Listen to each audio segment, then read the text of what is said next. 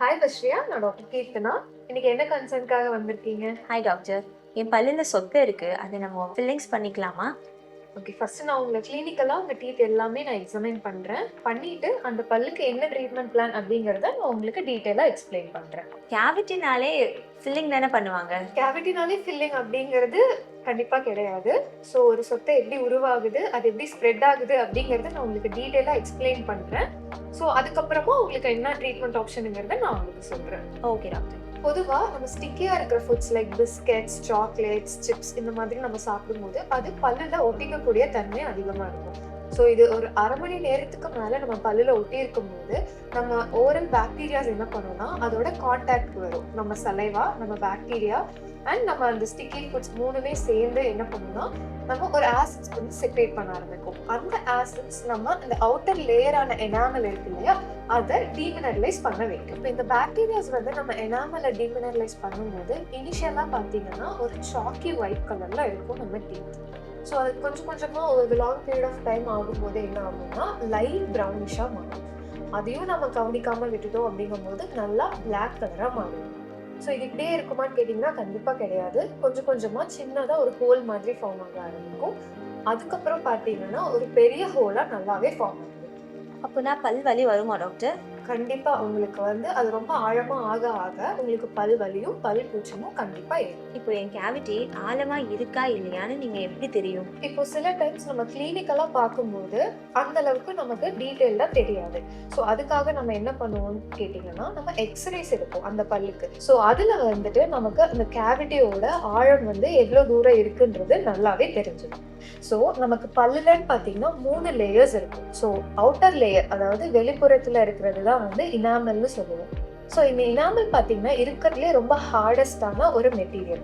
So இதுல வந்து நமக்கு சொத்தை வருது அப்படின்னா அது நமக்கு வலியோ கூச்சமோ எதுவுமே இருக்காது. ஸோ நார்மலா அந்த இடத்துல இருக்க சொத்தையை ரிமூவ் பண்ணிட்டு அதுக்கு மேல நம்ம டூத் கலர்ல ஃபில் பண்ணிடுவோம்.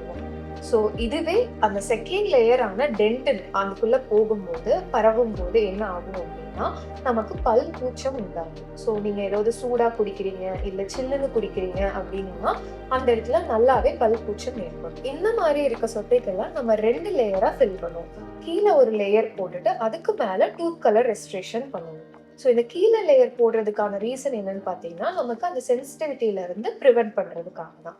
ஸோ இதுவே அந்த 3ஆவதா இருக்கிற அந்த லேயருக்குள்ள நமக்கு அந்த சொத்தை பரவும் போது ஸோ அதுதான் வந்து வலியும் உண்டாகும். ஏன்னு கேட்டீங்கன்னா அந்த 3ஆவதா இருக்கிற அந்த பல் அப்படிங்கிற லேயர் தான் வேர்ன்னு சொல்லுவோம்.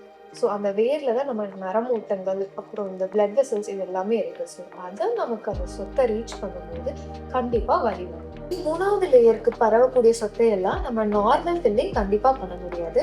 இதுக்கான ட்ரீட்மெண்ட்னு பார்த்தீங்கன்னா ரூட் கெனால் ட்ரீட்மெண்ட்னு சொல்லுவோம், வேர் சிகிச்சை. ஸோ இதுல என்ன பண்ணுவோம்னா அந்த இன்ஃபெக்ட் ஆன வேர் இருக்கு இல்லையா, ஸோ அந்த வேர் எல்லாம் வந்து நம்ம நீட்டா கிளீன் பண்ணிட்டு வேர்ல இருந்தே அடைச்சிட்டு வருவோம். ஸோ இந்த மாதிரி ரூட் கெனால் பண்ற பல்லுக்கு எல்லாம் நம்ம கண்டிப்பா கேப் போடுறது அவசியம். இப்போ இந்த ப்ரொசீஜர் எல்லாமே ரொம்ப பெயின்ஃபுல்லா இருக்குமா டாக்டர்? கண்டிப்பா கிடையாது. ஃபில்லிங்ஸ் பெயின்ஃபுல்லாவே இருக்காது. ஆனா ரூட் கெனால் பண்ணும்போது நம்ம அந்த பல்லுக்கு மட்டும் லோக்கலா அனஸ்தீசியா கொடுத்துட்டு தான் பண்ற மாதிரி இருக்கும்.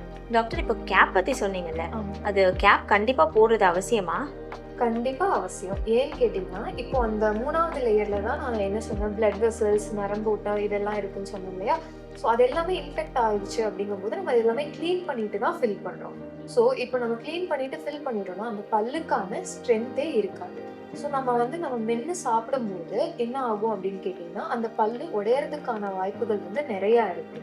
இது எல்லாத்தையும் விட இன்னொரு முக்கியமான பாயிண்ட் அப்படின்னு பார்த்தீங்கன்னா 6 monthsக்கு ஒன்ஸ் உங்களோட டென்டிஸ்ட்டை நீங்க கண்டிப்பா விசிட் பண்ணி ஒரு ஜெனரல் கன்சல்டேஷன் பண்ணிக்கிறது ரொம்பவே நல்லது. ஸோ இதுல இருக்க அட்வான்டேஜ் என்னன்னு பார்த்தீங்கன்னா இப்போ நமக்கு சின்னதா ஏதாவது ஒரு சின்ன சொத்தை இருக்கு இல்லை சின்னதா ஏதாவது ப்ராப்ளம் இருக்குன்னா நம்ம ஏர்லி ஸ்டேஜ்லேயே டயக்னோஸ் பண்ணி அதுக்கான ட்ரீட்மெண்ட்டை நம்மளால ஈஸியா கொடுக்க முடியும். அது மட்டும் இல்லாம உங்களுக்கு அந்த 6 months ஒன்ஸ் ஜெனரல் கிளீனிங் பண்ணும்போது உங்களுக்கு அந்த பல்லோட ஆரோக்கியமும் நல்லா இருக்கும். ஓகே டாக்டர், எனக்கு இன்னொரு டவுட் இருக்கு. இப்போ நான்வெஜ் நம்ம சாப்பிடும் போது இதுல பல்லுல போய் மாட்டிக்குது, அதை வந்து நம்ம இப்போ டூத் பிக்கால எடுக்கலாமா? கண்டிப்பா நீங்க டூத் பிக்கோ இல்ல சேஃப்டி பின்ஸோ இதெல்லாம் யூஸ் பண்ணி எடுக்கவே கூடாது. இப்படி நம்ம இதை யூஸ் பண்ணும்போது என்ன ஆகும்னா 2 பல்லுக்கு நடுவுல அந்த கம்ஸ் இருக்கும் இல்லையா, அந்த ஏரியால இருக்கிற கேப் வந்து இன்னுமே அதிகமா ஆகும். ஸோ இதுக்கு பதிலா இங்க பாருங்க, இந்த மாதிரி இன்டர்டென்டல் ப்ரஷஸ்னு நமக்கு நிறைய இடத்துல கிடைக்கும். ஸோ இந்த மாதிரி இருக்கிறத யூஸ் பண்ணி நம்ம எடுக்கும்போது நம்ம கம்ஸோ டீத்தோ எந்த விதத்துலையும் அஃபெக்ட் ஆகாது. டாக்டர், எனக்கு இன்னொரு கொஸ்டின் இருக்கு. அது என்னோட ரிலேட்டட் கொஸ்டின் இல்லை. பரவாயில்ல, சொல்லுங்க. என் பையன் நேற்று ஸ்கூலுக்கு வந்துட்டு இருக்கும்போது கீழே விழுந்து பல்லு லைட்டாக உடைஞ்சிருக்கு. ஸோ அதை என்ன பண்ணலாம்? முன்னாடி பல்லு சொல்றீங்களா? ஆமாம் டாக்டர், ஃப்ரண்ட் டூத்ல ஒரு பிட் உடைஞ்சிருக்கு. ஓகே, இப்போ ரொம்ப சின்னதா உடைஞ்சிருக்கு, அதாவது எனாமல் லேயர் அவுட்டர் லேயர் மட்டும்தான் உடைஞ்சிருக்கு அப்படின்னா தாராளமா நம்ம டூத் கலர்டு ஃபில்லிங் இருக்கு இல்லைங்களா, காம்போசிட் ஃபில்லிங்னு சொல்லுவோம். ஸோ அதை வந்து நம்ம ஃபில் பண்ணிக்கலாம்.